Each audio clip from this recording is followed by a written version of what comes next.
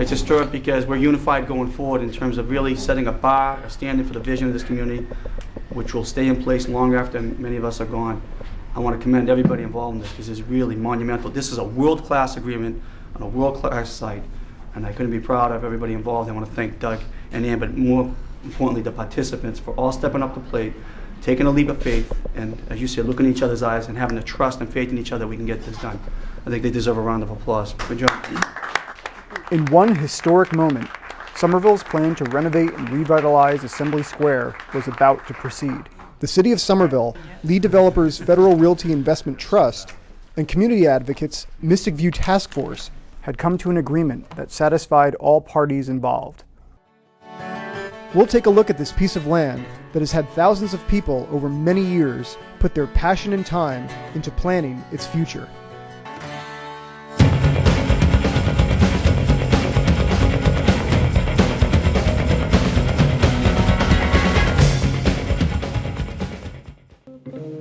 Assembly Square, 145 acres of land located in the northeast section of Somerville on the Mystic River.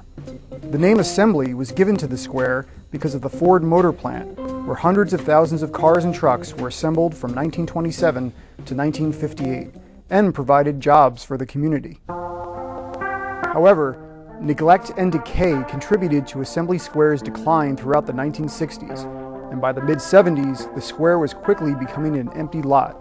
All the other companies and machine shops that were anchored by Ford were now gone. By the 1980s, the Assembly Square Mall was built. Although economic activity had returned, the mall and land area were still in need of major renovations. Through the 1980s and 90s, developers were reluctant in renovating Assembly Square, but our elected officials persisted. When I took office in 1999, there were very uninspiring plans on the table for the redevelopment of the failed Assembly Square Mall. It was at that point that I asked the developers to hold back and allow me to look at a long-term approach for the entire Assembly Square. By the new millennium, Assembly Square had been the eye of the storm of debate between various developers and the Mystic View Task Force, a grassroots organization that was passionate and adamant about their cause. Assembly Square is Somerville's diamond in the rough. It's the largest and potentially most valuable parcel of land we have. It's the true mixed-use district that people are talking about. It could generate millions of dollars in commercial tax revenues, create thousands of jobs, and enhance access to the green space by the Mystic River. For several years, Mystic View held planning meetings and creative contests for Somerville residents to come up with creative alternatives to what they viewed as the developers' big box approach. Local independent filmmaker and Assembly Square observer Bob Nesson explains what Mystic View's next steps were and why they were carried out. Frustrated by lack of a community voice in the plan for Assembly Square, Mystic View went to court starting in 2001. In separate lawsuits, they challenged a plan for a new, larger Home Depot at the Assembly Square Mall, the planned location of an IKEA store on the Mystic River waterfront, and a re-tenanting of the renovated mall with retail businesses. Somerville Mayor Joseph Curtatone took the time to explain the evolution of the debate. You know, back when I was an alderman, the debate really started to heighten up in 1997, and the focus was there was a developer who purchased the mall, was going to re-tenant the mall. They were going to make it into a power center, which really was a lot of boxes and no discussion about how to develop the waterfront, how to make this into a truly into development. There wasn't even discussion about the potential Orange Line stop. That was never in the mix. So really was development and planning in a vacuum. At that point, the community really came out, as well as many elected officials like myself, and said we should take a step back, really plan out, really take advantage of the potential we have in this district and do everything we can to maximize the potential. And that really started the discussion debate as far back as 1997.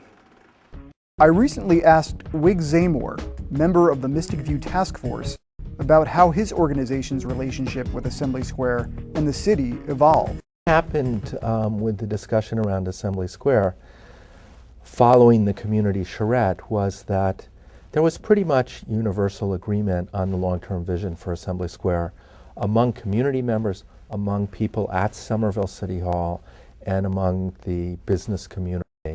Where the disagreements occurred was how to get there.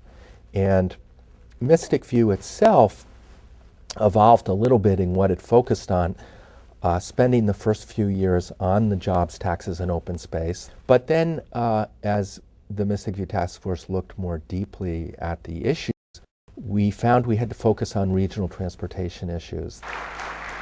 Discussions among all parties continued and included making sure that the environmental impact of the project was positive, driving conditions were improved, while fiscal and labor resources were not drained. Gotta develop Assembly Square, but do we do it to create 60,000 new trips a day, or do we do it to create 6,000 new trips a day? I think people also have to understand that we're not just talking about a T-stop. We're also talking about a potential commuter rail stop. We're talking about significant roadway improvements, both as exits and entrances off of Route 93, and as the underpass, the possible underpass to McGrath Highway.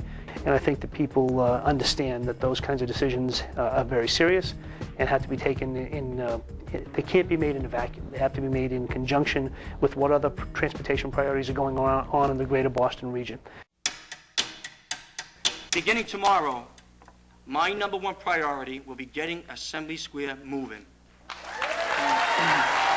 By 2004, under the leadership of Mayor Curtatone, the Somerville Board of Aldermen approved a landmark ordinance that cleared the way for immediate construction at Assembly Square and included covenants that stated a mixed-use land guarantee.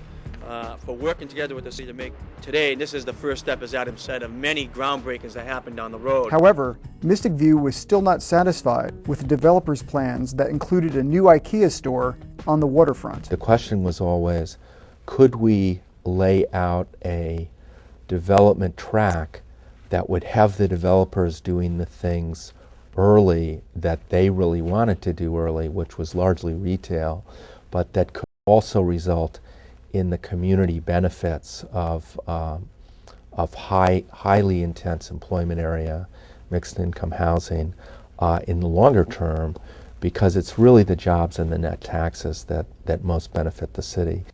In March of 2005, with the new zoning covenant in place, Federal Realty Investment Trust became the main developer for the Assembly Square project by buying it from the former developer. Welcome all of Federal Realty to the city of Somerville. Your presence here today marks a true turning point for our city.